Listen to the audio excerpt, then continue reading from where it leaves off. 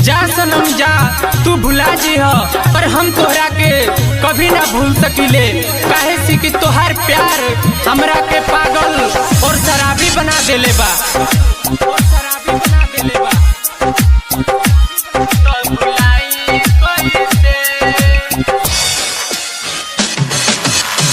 दिल में जख्म देख के गईलू तो मिटाई कैसे है। दिल में जख्म देख के गईलू तो मिटाई कैसे। सुन पगली रे तू ही प्यार हमार तो भुलाई कैसे। तू ही जाने हमार तो भुलाई कैसे। दिल में जख्म देख के गईलू तो मिटाई कैसे।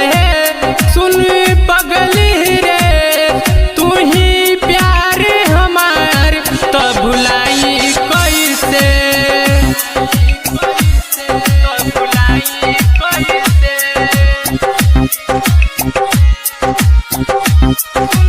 पगली रे तू ही प्यार हमार।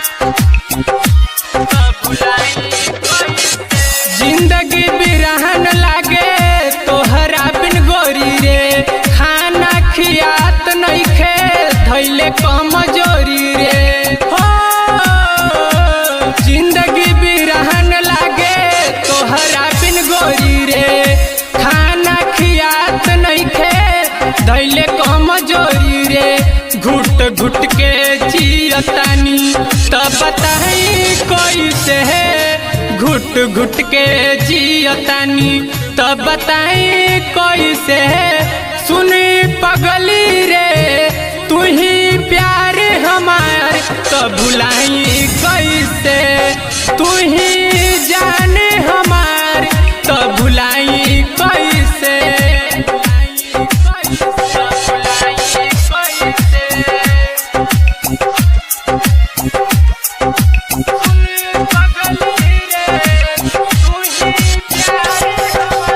सपना में आके रोजे सोटेलू पजरिया।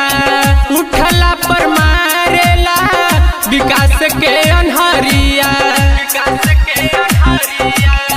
सपना में आके रोजे सोटेलू पजरिया। उठला पर मारेला विकास के अनहरिया। जिंदा लाश भइल बानी जहर खाई कैसे है। जिंदा लाश भइल बानी जहर खाई कैसे है। सुने पगली रे तू ही प्यार हमार तो भुलाई कैसे। तू ही जाने हमार तो भुलाई कैसे। दिल में जख्म देख के गईलू तो मिटाई कैसे है। दिल में जख्म देख के गईलू तो मिटाई कैसे। सुन पगली रे तू ही प्यार हमार तो भुलाई कैसे। तू ही जाने हमार तो भुलाई कैसे। Recording by Ganesh studio Gurgaon.